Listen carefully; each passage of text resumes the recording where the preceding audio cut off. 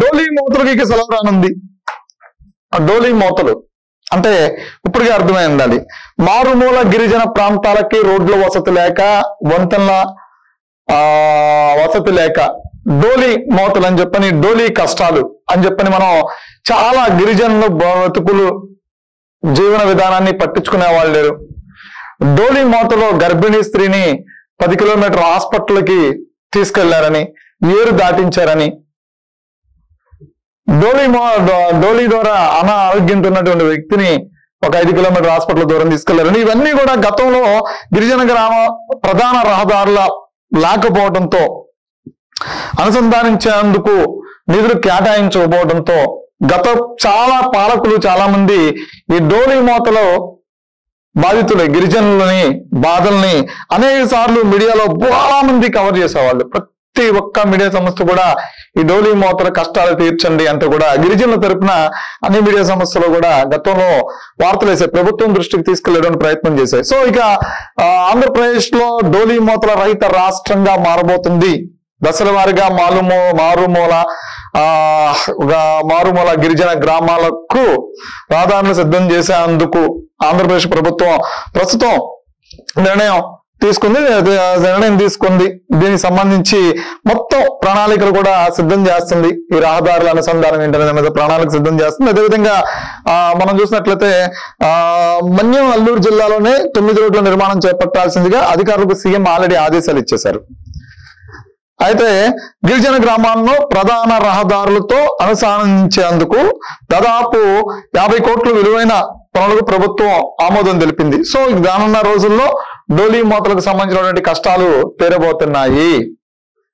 గిరిజన ప్రాంతాలకి 9 రోడ్లు అంటే ఈ 9 రోడ్ల నిర్మాణం చేపట్టాల్సిందిగా అధికారులకి ఇచ్చారు. అంటే మన్యం ప్రధానంగా మనం చూస్తున్నాం కనుక మన్యం అల్లూరి జిల్లాలో ఏదైతే ఈ గిరిజన ప్రాంతాలు ఏవైతే ఎక్కువ ఉన్నాయో, ట్రైబల్స్ గిరిజన ప్రాంతాలు ఎక్కువ ఏవైతే ఉన్నాయో ఆ ప్రాంతాలని అనుసంధానం చేస్తూ అక్కడ ఉన్నటువంటి వంతెనల నిర్మాణం కావచ్చు, ఏరు దాటేటప్పుడు నిర్మాణం చేసినటువంటి వంతెనలు కావచ్చు, అదేవిధంగా రహదారుల అనుసంధానం కావచ్చు, ఇవన్నిటిని కూడా మొదటి విడతగా ముందు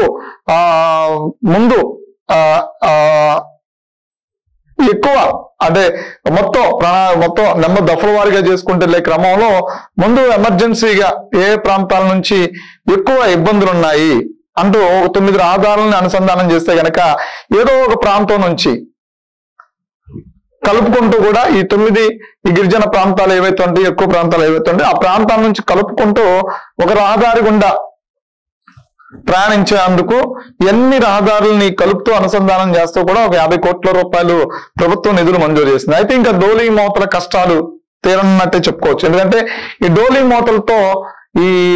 మోతలతో ఇప్పటి వరకు కూడా పాపం వాళ్ళ భుజాలు కందిపోయినాయా లేదో తెలియదు కానీ అడవి తల్లి బిడ్డలు కానీ వేదన దుఃఖం మాత్రం మించారు. సో దీనికి ప్రభుత్వం ఇప్పటి వరకు కూడా డబ్బులు కేటాయించాలన్నా, అక్కడ ఆ నిధులు తీసుకెళ్లి సరిగ్గా ఖర్చు పెట్టాలి అన్నా అక్కడ ఉన్నటువంటి పరిస్థితులు ఏంటంటే ఈ రహదారుల అనుసంధానం చేయడం అనేది కొంత ఇబ్బంది.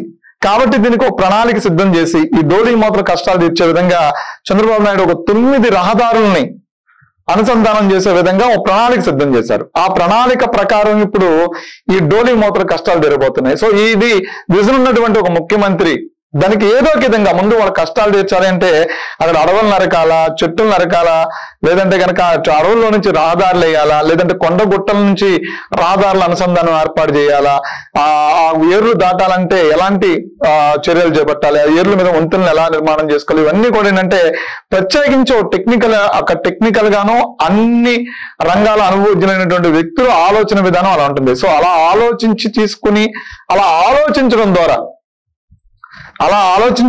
ఈరోజు డోలీ మోతల కష్టాలు తీరబోతున్నాయని చెప్పుకోవచ్చు. ఏదేమైనప్పటికీ కూడా ఆంధ్రప్రదేశ్ లో ఉన్నటువంటి గిరిజన ప్రాంతాల్లో ఉన్నటువంటి గిరిజనులందరూ కూడా ఇది ఒక గొప్ప శుభవార్త. ఎందుకంటే ఇప్పటి వరకు కూడా పాపం డోలీ మోతలతో ఎంతమంది ప్రాణాలు కూడా కోల్పోయినారు. వాళ్ళు సమయానికి హాస్పిటల్ తీసుకెళ్ళాక, గర్భిణీ స్త్రీల సమయానికి ప్రసవానికి తీసుకెళ్ళాక ఇలా ఎన్నో ఇబ్బందులు పడ్డారు. సో డోలీ మోతల కష్టాలు మాత్రం తీరబోతున్నాయి అనేది ప్రభుత్వం వాళ్ళకి ఇవ్వబోతున్నటువంటి ఒక గొప్ప సంక్రాంతి కానుక అని కూడా చెప్పుకోవచ్చు.